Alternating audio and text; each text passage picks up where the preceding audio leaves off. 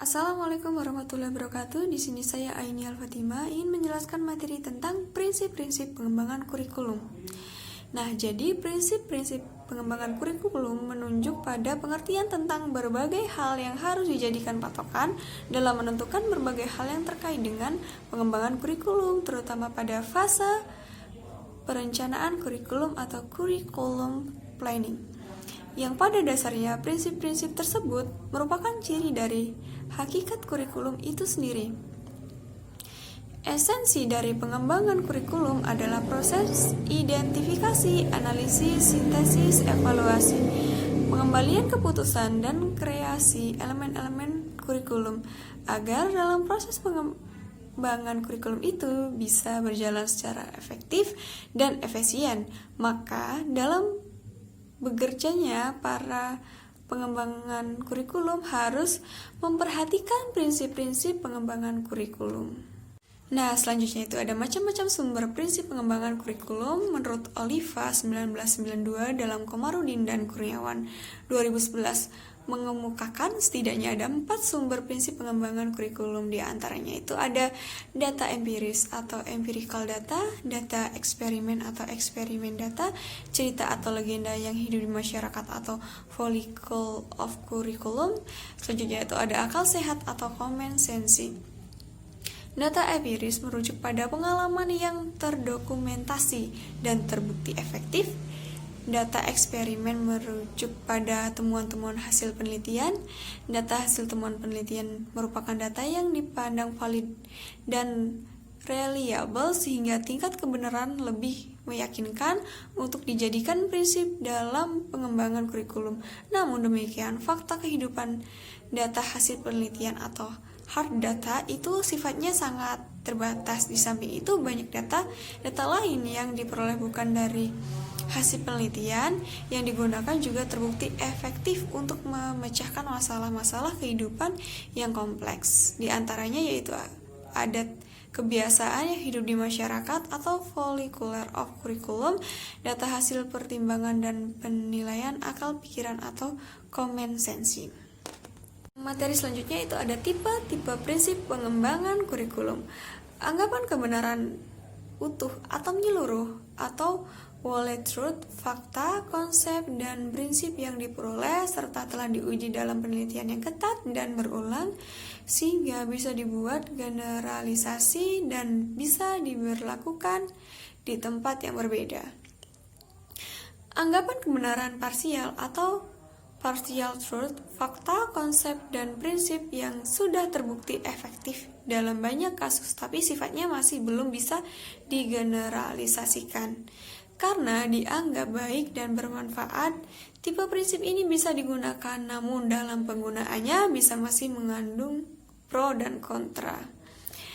Selanjutnya itu anggapan kebenaran yang masih memerlukan pembuktian hipotesis, asumsi kerja atau prinsip yang sifatnya tertera. Prinsip ini muncul dari hasil deliberasi, judgment, dan akal sehat sebagaimana halnya dengan prinsip kebenaran parsial. Ada macam-macam prinsip pengembangan kurikulum. Yang pertama itu ada prinsip umum dan selanjutnya itu ada prinsip khusus. Pada prinsip umum biasanya digunakan hampir dalam setiap pengembangan kurikulum dimanapun. Sukmadinata menjelaskan bahwa terdapat 5 prinsip umum pengembangan kurikulum, yaitu prinsip relevansi, fleksibilitas, kontinuitas, praktis atau efisiensi, dan efektivitas. Nah, selanjutnya itu ada prinsip khusus, itu ada berkaitan dengan prinsip yang hanya berlaku di tempat dan situasi tertentu. Prinsip ini menunjukkan pada prinsip-prinsip yang digunakan dalam pengembangan komponen-komponen kurikulum secara khusus, tujuan, isi, metode, dan evaluasi. Karena ada perbedaan mengakibatkan adanya penggunaan prinsip-prinsip yang khas. Prinsip relevasi artinya prinsip kesesuaian. Prinsip relevasi ada 2 jenis, yaitu relevasi eksternal dan relevasi internal. Relevasi eksternal maksudnya tujuan, isi, dan proses belajar yang tercakup dalam kurikulum hendaknya sesuai dengan tuntutan, kebutuhan, dan perkembangan masyarakat. Kurikulum itu harus bisa menyiapkan program belajar bagi anak untuk menyiapkan anak agar bisa memenuhi harapan dan situasi kebutuhan dan kondisi kehidupan masyarakat, tidak hanya sekarang tapi juga yang akan datang. Sedangkan relevansi internal yaitu kesesuaian konsistensi antar komponen kurikulum itu sendiri. Nah, kurikulum merupakan suatu sistem yang dibangun oleh subsistem atau komponen, yaitu tujuan, isi, metode, dan evaluasi. Ketidaksesuaian antar komponen-komponen ini akan mengakibatkan kurikulum tidak akan bisa mencapai tujuan secara optimal. Pengembangan kurikulum harus bisa paham betul tentang tujuan kurikulum, isi kurikulum, metode pembelajaran, dan sistem evaluasi.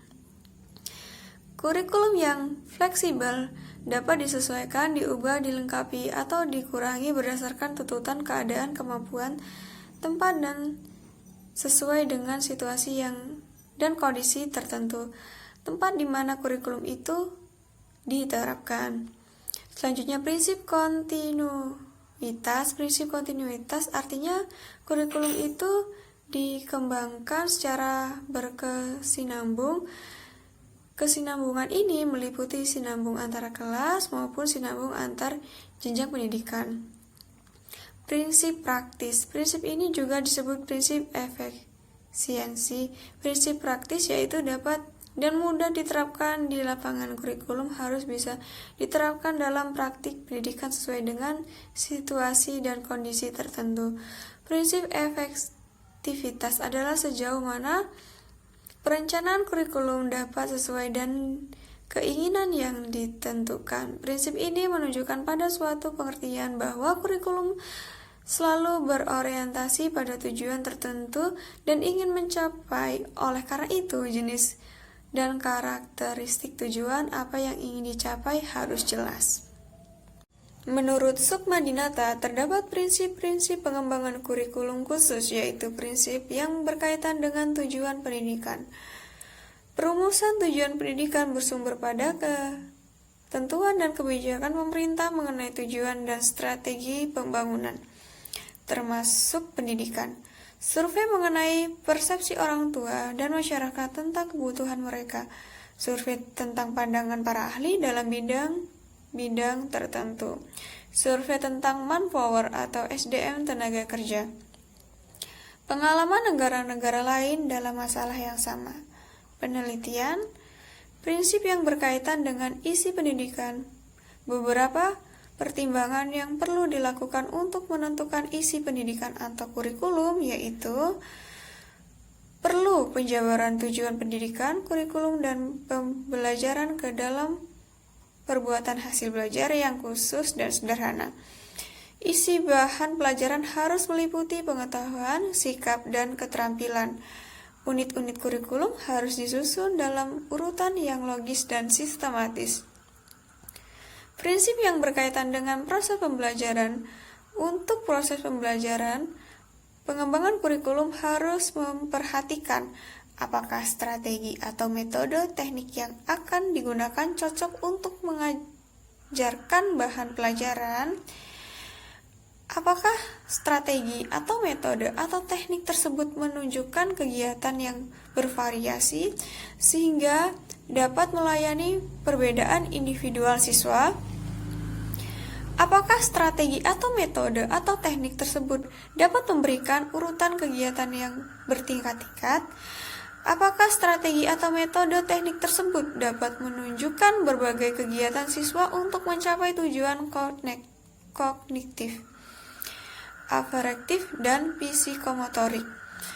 Apakah strategi atau metode teknik tersebut berorientasi kepada siswa-siswa atau kepada guru atau keduanya?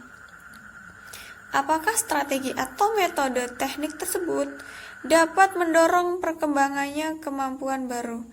Dapat mendorong berkembangnya kemampuan baru. Apakah strategi atau metode teknik tersebut dapat menimbulkan jalinan kegiatan belajar di sekolah dan rumah? Juga mendorong penggunaan sumber belajar yang ada di rumah dan masyarakat. Belajar keterampilan membutuhkan kegiatan belajar yang menekankan learning by doing, prinsip yang berkaitan dengan media dan alat bantu belajar. Berikut prinsip yang dijadikan pegangan untuk memilih dan menggunakan media dan alat bantu belajar. Media atau alat bantu apa yang perlu dalam proses pembelajaran? Apakah semua sudah tersedia? Bila tidak ada, apakah ada penggantinya? Kalau ada yang harus dibuat, perhatikan bagaimana membuatnya, siapa yang membuat, biayanya, serta waktu pembuatannya. Bagaimana perorganisasian media dan alat bantu belajar, apakah dalam bentuk modul, paket belajar, atau ada bentuk lain? Bagaimana interaksinya dalam seluruh kegiatan belajar? Hasil yang baik akan diperoleh dengan menggunakan multimedia. Prinsip-prinsip yang berkaitan dengan evaluasi. Evaluasi berguna untuk mengukur hasil pembelajaran. Pengembangan kurikulum harus memperhatikan 6 prinsip evaluasi, yaitu objektif, komprehensif, komparatif, mendidik, akuntabilitas, dan praktis. Dalam kegiatan evaluasi, ada 5 fase yang harus diperhatikan, yaitu bagaimana karakteristik kelas, usia, dan tingkat kemampuan kelompok yang akan dinilai. Berapa lama waktu yang diperlukan untuk kegiatan evaluasi? Teknik evaluasi apa yang akan digunakan? Tes, non-tes, atau keduanya? Jika teknik tes, berapa banyak butir soal yang perlu dibuat?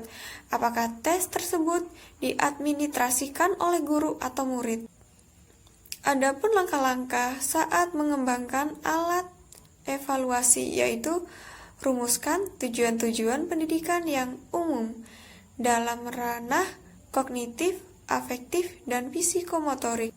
Uraikan kedua dalam bentuk tingkah laku murid yang dapat diamati dan diukur, hubungkan dengan bahan pelajaran. Tuliskan butiran-butiran soal atau tugas. Berikut prinsip yang harus diperhatikan dalam pengelolaan hasil nilai. Berikut prinsip yang harus diperhatikan dalam pengelolaan hasil penilaian, yaitu norma penilaian. Apa yang akan digunakan dalam pengelolaan hasil tes? Apakah akan menggunakan rumus atau formula Guessing? Bagaimana mengubah skor mentah ke dalam skor matang? Skor standar apa yang akan digunakan? Untuk apakah hasil tes digunakan? Bagaimana menyusun laporan hasil evaluasi? Kepada siapa sajakah laporan hasil evaluasi ditujukan? Berikut penjelasan dari saya. Lebih kurangnya mohon maaf. Wassalamualaikum warahmatullahi wabarakatuh.